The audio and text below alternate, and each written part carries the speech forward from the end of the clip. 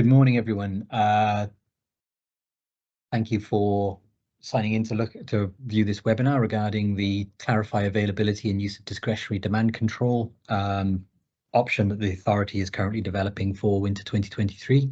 For those of you who tried to access this webinar live, I apologize. We have some last-minute issues with Teams, so we're progressing with this recording. And if you have any questions, please email them through to the wholesale consulting email address that you used to register for the webinar.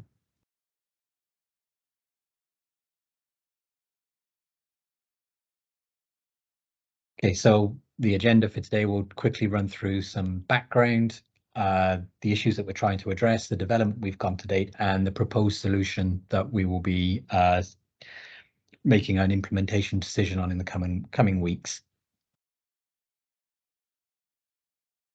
So, following our November 2022 consultation, the authority decided to progress development on 5 options. One of the 5 options, option A, we've already made a decision on implementing, and the other 4 we were continuing development with the system operator with an aim to implementing them if possible before winter 2023. This webinar is providing an update on the current design proposal for option E, and as I say, a decision will be made towards the end of the month on whether to implement it and what the final form will be for that implementation.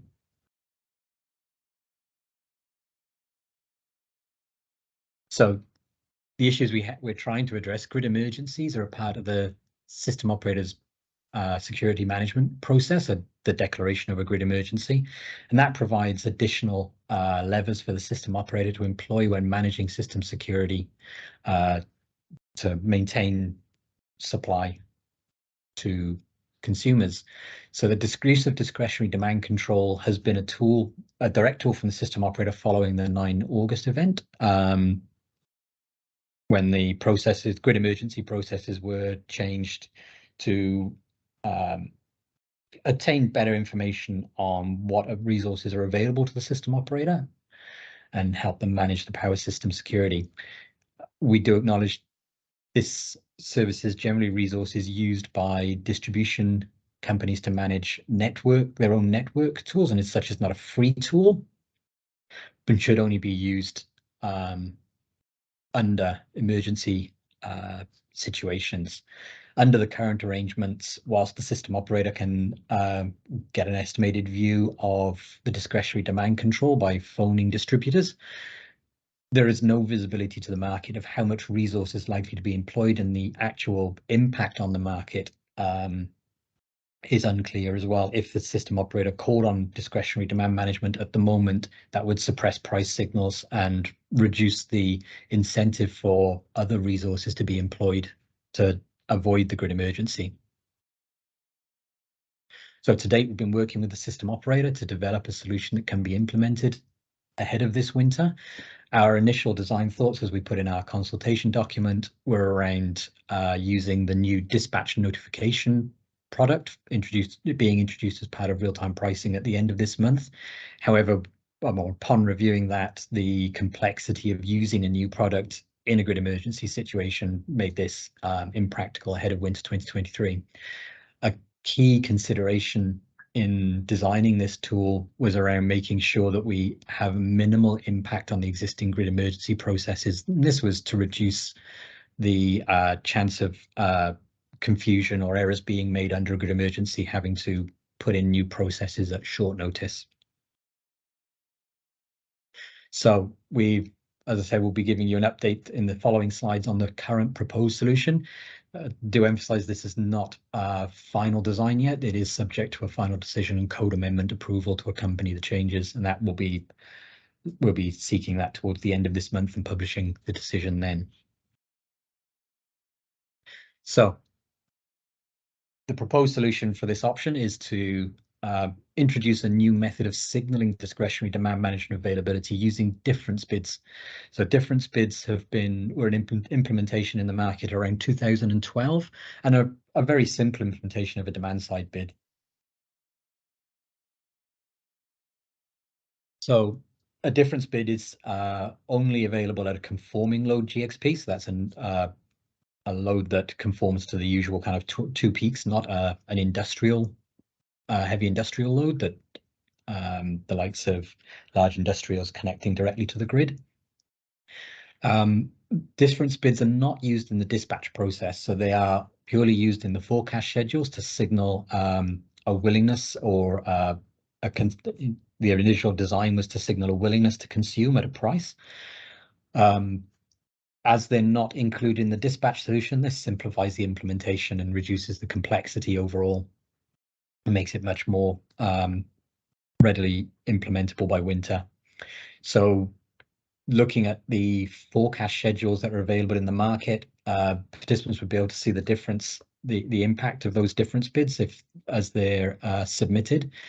We are currently proposing that those, to represent the fact that this is an emergency product, the price associated with those bids would be near scarcity, so around the $9,000 mark, just to really clarify that these resources are representing a near scarcity situation in the market, and to drive those incentives for other resources to be offered instead.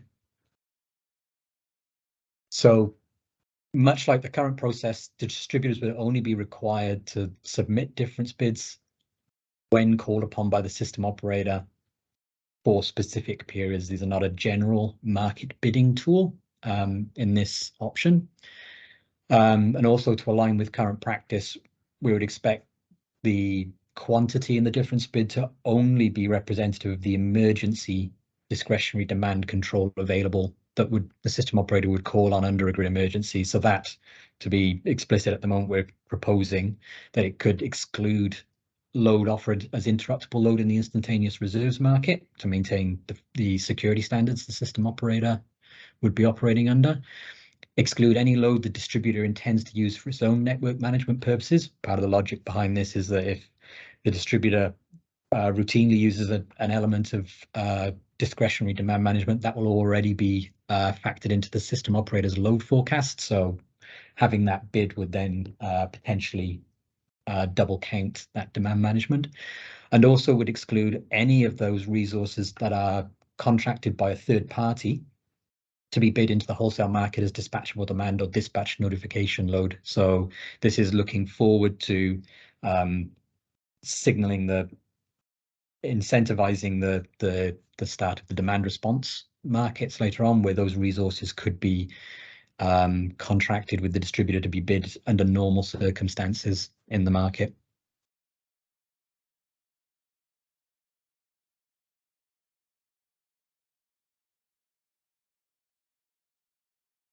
So we're also acknowledging that some distributors have more emergency discretionary demand control than others, and for some distributors the difference bids may not be an efficient method of communication. So we're the design at the moment is that the system operator would have some discretion in which distributors would be required to submit difference bids. However, their preferred method would be via difference bids to make sure get that clarity in the market. We're proposing that the communication method would need to be agreed with the system operator by 31st May to ensure that it's in place for winter this year for when it's needed.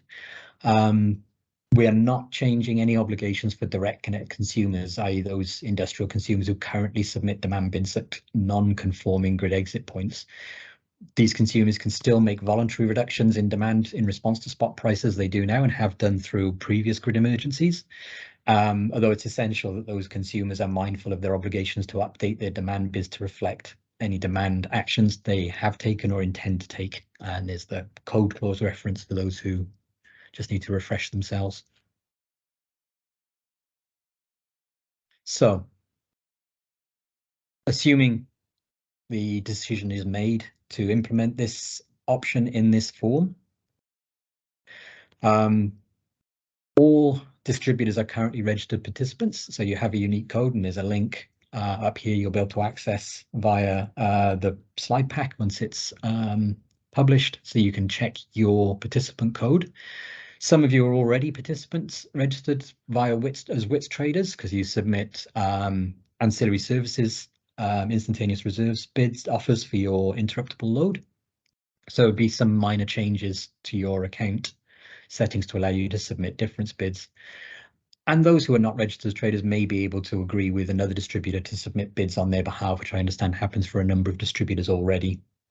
The system operator would discuss with the individual distributors how they would like the bids structured and how they would like them offered.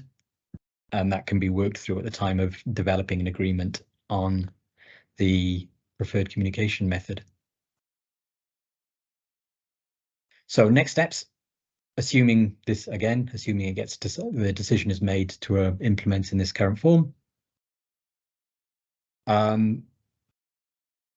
We would encourage early engagement to discuss how this might pan out in your particular situation. So discuss contacting the system operator would be good. System operator would take the lead on managing the NZX changes for the WITS connections. So we're trying to make this a one-stop. We would make this a one-stop shop if this was implemented as intended. As I said, we'll be looking to make the final decision late this month to be published early May. We would be publishing an urgent code amendment for this design, so that will the proposed obligations would last for 9 months. But as we run through winter, we'll assess the implementation and the benefits of this change and review whether we need to extend the code obligations through a permanent amendment, and obviously subsequent consultations would follow. Okay, and this would be the point where if this was live, I'd be asking for questions. So please email through any questions and we will aim to answer them via a fact sheet that will be published on our website. Again, apologies for the technical problems. Thank you very much and have a good day.